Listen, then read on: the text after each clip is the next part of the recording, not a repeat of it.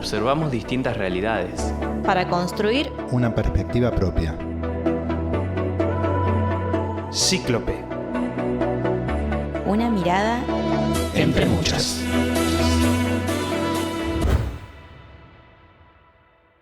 Argentina es un país que está atravesado por el narcotráfico. En Argentina circulan por año 120 toneladas de cocaína. La rentabilidad es del 1.700%. Una veintena de personas murieron en suburbios de Buenos Aires por consumir cocaína adulterada y más de 70 personas están hospitalizadas. En Rosario, 22 años de prisión para el líder de la banda narcocriminal Los Monos por balaceras cometidas en el año 2018 contra domicilios de funcionarios y sedes judiciales. ¿Santa Fe narco? El narcotráfico ha crecido exponencialmente en Argentina en los últimos años. De supuesto país de tránsito se ha convertido en productor y consumidor.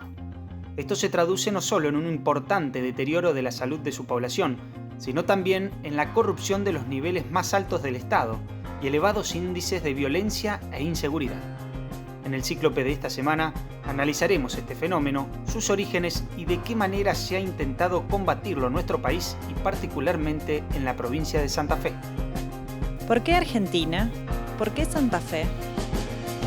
El negocio del narcotráfico, que es un negocio paraestatal y multinacional, se inició en la zona franca de Bolivia, en el puerto de Rosario, el 24 de abril de 1978, cuando llegó un cargamento de 200 kilos de cocaína, enviado por la dictadura de Banzer, en acuerdo con la dictadura de Videla, y el acuerdo lo terminó ratificando el que era el jefe del comando del segundo cuerpo de ejército, con asiento en Rosario, que era Leopoldo Fortunato Galtieri, y el que llevó adelante toda esa operación fue un hombre de la inteligencia del ejército, Gustavo Bueno, que declaró esto en el año 2009 cuando recibió la orden de liberar todo el noroeste argentino para lo que él llamaba los cocaleros de Bolivia. En ese momento, el rey de la cocaína es Roberto Suárez Gómez, el hombre que después terminó siendo el primer proveedor de cocaína de Pablo Escobar Gaviria. Y ahí se demuestra el negocio del narcotráfico, de arriba hacia abajo, nichos ilegales del propio Estado, por eso es paraestatal y absolutamente multinacional. Ese origen histórico que tiene que ver con las rutas es lo que siempre se ha reciclado. El juego sigue siendo el mismo, lo único que cambian son los jugadores, diría el Chapo Guzmán, y acá viene como anillo al dedo. La historia empieza hace 15 años atrás con un hijo que comienza un consumo y sin tener las herramientas necesarias como para poder ayudarlo. Entonces, en mi ignorancia y desesperación, lo que se me ocurrió es ir directamente a buscar a los narcos que le estaban proveyendo la sustancia a él. Eso me trajo muchos problemas. Estas personas me amenazaron, me quemaron un auto, me quemaron un negocio, balearon la casa de mis padres, que fue creo lo más terrible porque estaban ellos y estaban mis sobrinos en ese momento. Vinieron a mi casa diciéndome que ellos estaban cubiertos porque tenían impunidad, porque tenían relación tanto con políticos como con la misma policía y que yo no les iba a poder hacer nada. Argentina es un país narco, especialmente a partir del año 2007, cuando la Argentina reemplaza a México en la importación de efedrina, fundamental para los narcos mexicanos para venderle metanfetamina a Estados Unidos, que es el pueblo más consumidor del mundo. A partir del año 2010 hasta el año pasado, de acuerdo a las Naciones Unidas, somos terceros exportadores de cocaína y segundos exportadores de metanfetamina.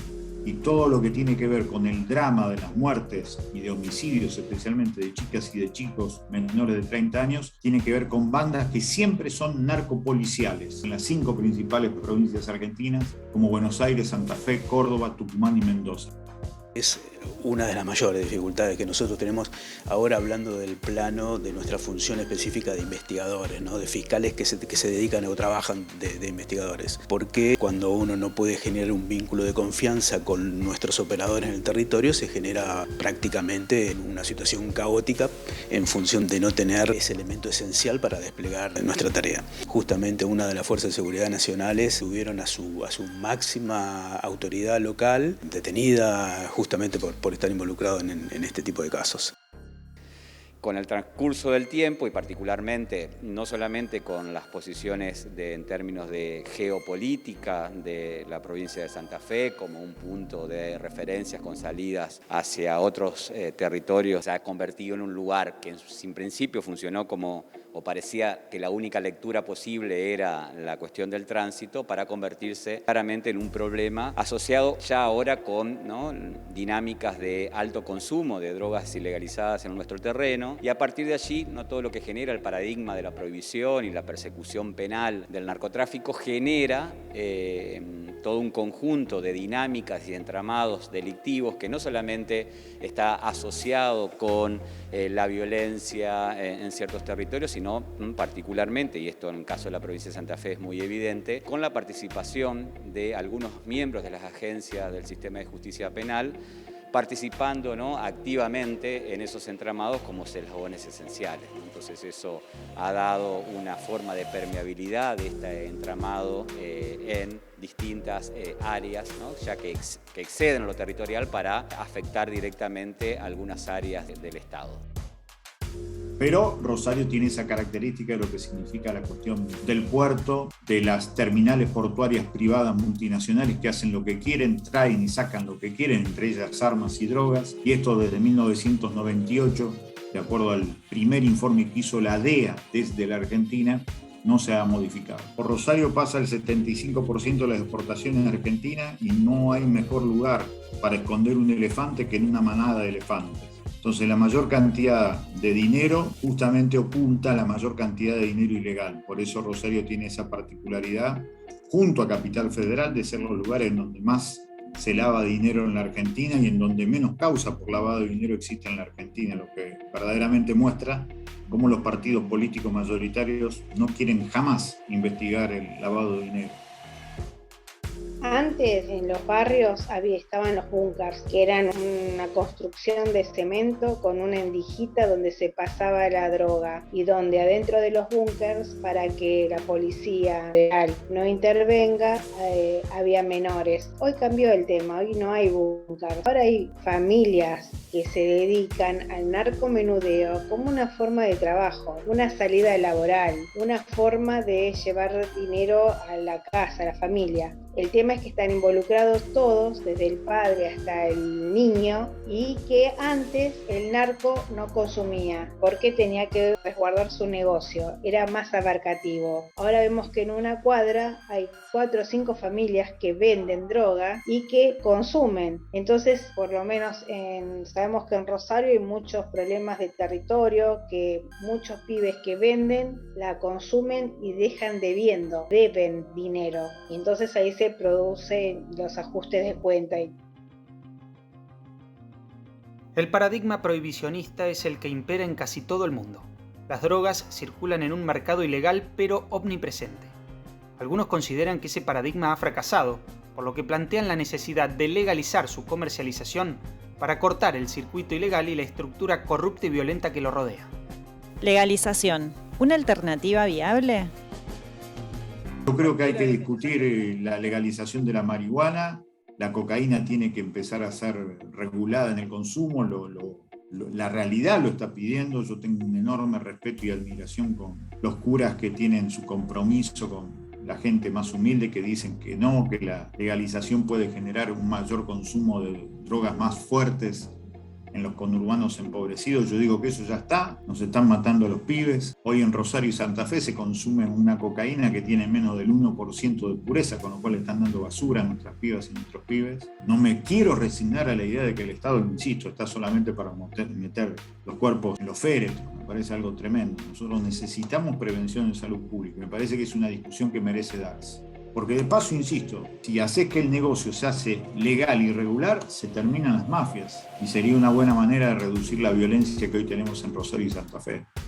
Mi hijo mismo me decía que a él no le ponían un revólver en la cabeza para consumir, sino que él iba a buscar la sustancia. Si no tenemos en cuenta que no tenemos inversión en prevención, ¿por qué vamos a legalizar? ¿Por qué primero no hacemos prevención y procuramos que todos los pibes que quieren salir de esto tengan el lugar para salir hoy. Hoy decido no consumir porque toqué fondo, porque me di cuenta, porque hice clic o lo que sea, y hoy quiero un espacio para desintoxicarme, un espacio para hacer un tratamiento terapéutico interdisciplinario. No lo tengo porque tenés que hacer 50.000 cosas, porque están todas ahí listas de espera en un montón de lados, porque los hospitales están todos cubiertos, porque hay COVID y es una pandemia, pero la otra pandemia no se ve, etcétera, etcétera. Cuando podamos salvar estos obstáculos, para mí, la verdad que se legalice, no, es un punto entre muchos. No es lo que me parece lo principal. Ese paradigma prohibicionista, que tiene ya un gran desarrollo en el mundo occidental, ha entrado en crisis desde hace varias décadas porque parte de una finalidad que uno podría pensar que es irrealizable, si es que el consumo de alguna manera desaparecería o las drogas desaparecerían de la faz de la tierra. Es un poco pensar que el abstencionismo, ¿no?, y que las drogas van a desaparecer. Entonces esto en realidad va a contrario sensu de las evidencias, donde no solamente el mercado de drogas se ha expandido y que ha generado estos entramados de los que hablábamos anteriormente, sino que se transforma y muta sustancialmente en el último tiempo. Vemos aparecer ahora, aparte de las denominadas drogas ilícitas de origen natural, ¿no?, las de origen químico, lo que va marcando, ¿no?, una transformación del mercado. Yo creo que hay que seguir muy de cerca lo que está pasando en Uruguay. Es muy importante el ejemplo de Portugal. Portugal ha legalizado todos los consumos y la legalización de todos los consumos ha generado un nivel de seguridad muy interesante. No hay violencia de bandas como tenemos aquí, pero no son trasladables. Latinoamérica tiene una historia muy particular que le da un presente también muy particular. Yo creo que efectivamente las políticas de reducción de daños y pensar no tanto en atacar la oferta, sino la demanda de sustancias ilegalizadas, es un debate que debemos dar en nuestros contextos. Esto de que abstencionista, de reducción de daños, de legalizar, mira, cada pibe que tiene un problema de consumo se le hace un abordaje diferente. Hay chicos que necesitan que sea abstencionista y que no puedan consumir nada. Y hay otros chicos que se le puede hacer en su proceso una reducción de daños. No hay un método establecido para todos. Donde hay ilegalidad, hay circuito ilícito del dinero y también corrupción en todos los niveles. Atacar estos problemas es parte central de la lucha contra el narcotráfico y requiere de una importante voluntad política y estatal que en muchos casos resulta cómplice de aquello que se tiene que combatir.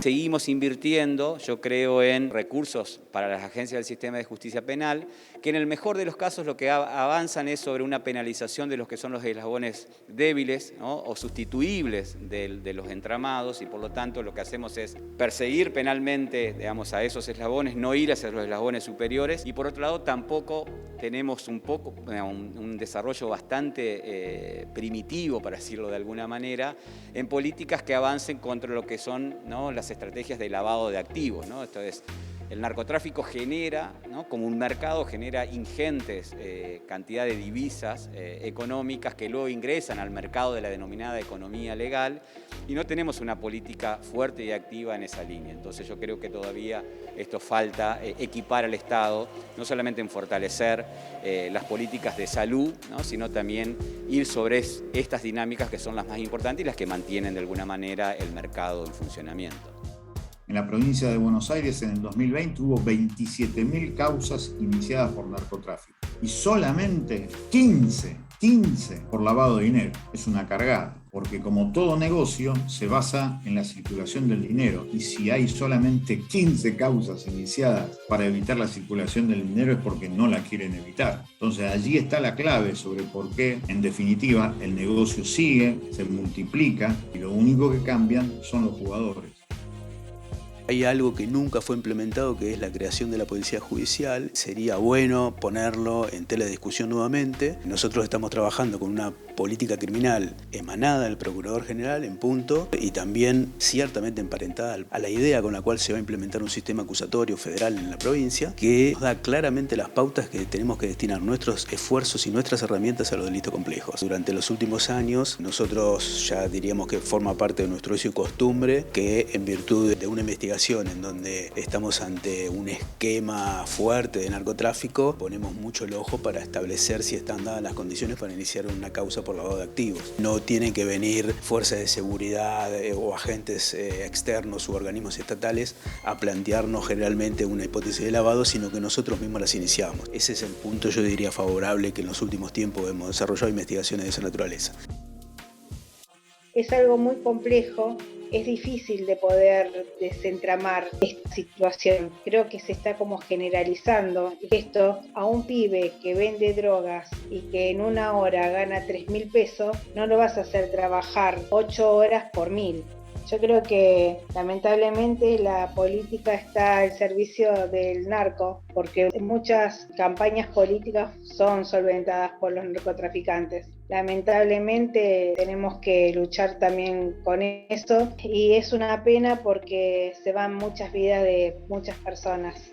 Así como dijimos, la pandemia que se llevó tantas vidas, bueno, esta otra pandemia se la está llevando y no estamos haciendo nada, porque son chicos que necesitan y merecen otra oportunidad. Entonces, que los políticos no le presten la debida atención a esta problemática ya no da bronca, duele.